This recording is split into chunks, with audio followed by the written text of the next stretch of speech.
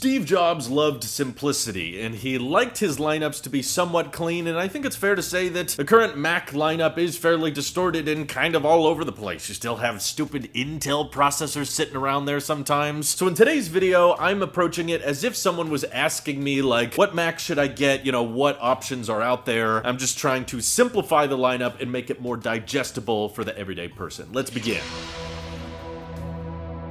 If you're in the market for a MacBook, you are a normal human being because laptops still today vastly outsell desktops, and Macs typically have the best performance per watt, they have the best battery life, and a lot of the time the best speakers you can get in everyday portable computers. So that's why if you're on a budget and you're trying to save time, you don't want to watch this whole video, the first recommendation I will give is a certified refurbished M1 MacBook Air. So Apple certified refurbished is basically brand new, and they've actually kept these in stock. Every time I've checked to see if they have them in every color, but essentially it's $850 for the M1 chip, which is still plenty capable, with 256 gigs of storage. So maybe look a little bit harder if you need more storage than that, but even if you end up buying new, which I don't recommend when a computer's been out for this long, but that machine is just an incredible value. You're getting decent speakers, okay display, okay webcam, everything around the hardware is okay, but at the end of the day, you have a Mac that will last you a very, very long time, that's completely fanless and has great battery life, and as far as just general web browsing and basic computer tasks go, that M1 MacBook Air is so hard to beat. The value is insane there. So if you're on a budget and you want a laptop, that is still my go-to recommendation. But let's say you want something a little bit more, you know, maybe that design is a bit too dated for you. You want something that looks more modern, but you're not trying to go crazy on the budget. You want something with a little bit more storage, a little bit more performance, and maybe 256 gigs is just not enough for you. That's when I would enter the M2 MacBook Air, or for the sake of this video being a hypothetical, I might just call this the regular MacBook, because it's really not that much lighter than the MacBook Air anyway, but you get so many pro features, like MagSafe, which means additional Thunderbolt connectivity. You get faster charging, which probably isn't talked about enough, so it's the same battery life as the M1 MacBook Air, but you can top it off much, much faster, and I also want to specifically recommend the 512 gig SSD, because I know for a fact that one will be objectively faster than the 256 gig M1 MacBook Air. In terms of read and write speed, you might actually take a bit of a hit if you go with the 256 gig version. So if your budget is closer to $1,500 and you still want a MacBook, I would say the M2 MacBook Air is a decent option. You're getting a better webcam, you're getting better microphones, you're getting a high impedance headphone jack if you're doing audio stuff, and you get a cleaner, newer design, you know, with thinner bezels. And I don't think it's a super common market, and it's not necessarily a great MacBook if you're just looking for raw performance, but it's thin, it's lightweight, it looks cool, and it gets a bit more pro-esque features that the base MacBook Air doesn't get. But let's say your budget is higher than that. Even if you're not a pro and you have no interest in video editing or 3D modeling or software engineering or audio engineering, if you have no interest in any of that stuff, but you just want a really, really sweet laptop with amazing speakers, a great display, great battery life, and great port selection, that's when the third in the best MacBook Pro, I think of all time, enters the picture with the 14-inch. Starting at $2,000 new, but you can find them certified refurbished at $1,800. Even the binned M1 Pro is an insanely fast machine, much, much faster than you'll get with the M1 or M2 because it has an actual thermal architecture. You're getting insanely good speakers that can hit really low frequencies compared to the MacBook Airs, and you're also getting an SD card slot if you're doing photo or video stuff. Plus, you're getting an HDMI port, which I think a ton of people could appreciate if they're using this for school or taking it on trips and you're trying to show pictures or videos to friends and family members and you just want to connect it to the TV real quick. That HDMI port is really, really helpful even for non-pro workflows. And of course, it's a super clean, really modern looking design. Also has the fast charging capability and just results in a little bit of a thicker design than the M2 MacBook Air, but you get so much out of it. You get 120 hertz on that display, you get extreme dynamic range, and it's really only a couple $100 up that pricing ladder. So if you just want a freaking nice laptop that's gonna last you a long time, that's my third and final option. Those are the only MacBooks that exist in my mind. So no, we're not talking about the 13-inch MacBook Pro. No need to bring it up at all. The Touch Bar is dead. Get over it. She's gone. She's not coming back. But okay, that's just the MacBook realm, and we know that Apple has more computers than just laptops, so maybe you're interested in a desktop of some sort, because you don't plan on taking your computer on the go. You just need need something really simple and basic, well, if your focus is just on affordability, the Mac Mini is a really competitive option, especially if you're able to find an M1 version through Certified Refurbished. You can actually find them under $600, and if you're not a high storage user, you know, you don't store a lot of videos and pictures, that option is just incredibly hard to beat. You get tons of I/O on the back, Thunderbolt ports, USB-A ports, which all those MacBooks don't have. You have HDMI. You can use it with whatever monitor you want. You can find some cheap, nice monitors on Amazon that frankly have some pretty thin bezels to choose from, and the M1 chip is still plenty fast. If you're willing to wait, there should be an M2 Mac Mini coming out later in the year, so maybe hold out a little bit longer if you want, but we're not going to talk about the space gray Mac Mini that for some reason Apple still sells. Nope, doesn't exist, don't need to talk about that. But if the M1 chip and that I/O on the back is still not enough for you and you want something a bit more capable than that, enter the Mac Studio, which you might as well make a drinking game out of this. Yes, there are certified refurbished Mac Studios you can find that actually start at $1,800, which is just an incredible value considering you're getting 4 Thunderbolt ports, 2 USB-C ports, 2 USB-A, plus 10 gigabit Ethernet, and SD card slot on the front, accompanied with the M1 Max chip, which has even better graphics than the M1 Pro on the nicest MacBook Pro selection, which of course, if you're willing to spend more, you can always opt for the 16-inch MacBook Pro. But as far as the Mac Studio goes, this one has plenty of performance, and if you're willing to spec it up even higher, you can get up to 8 terabytes of storage. And if the M1 Max isn't cutting it for you, the M1 Ultra, which is basically the fastest silicon Apple has ever made, is available in this package, and you can set it up with whatever accessories you want, because it's just a brick in a box, which means use your own custom keyboard and mouse. You don't have to pay extra for a keyboard and mouse to be included that you don't plan on using, and you can use whatever external monitor you decide. And I think if you're the type of person who wants a desktop over a laptop, you're the kind of person that would probably benefit from having their own third-party accessories anyway, which is why if you're interested in an all-in-one iMac and you don't want a tower sitting on your desk, and you want the monitor and the power supply and the speakers and the webcam and everything just to be built into one single machine, that's too dang bad.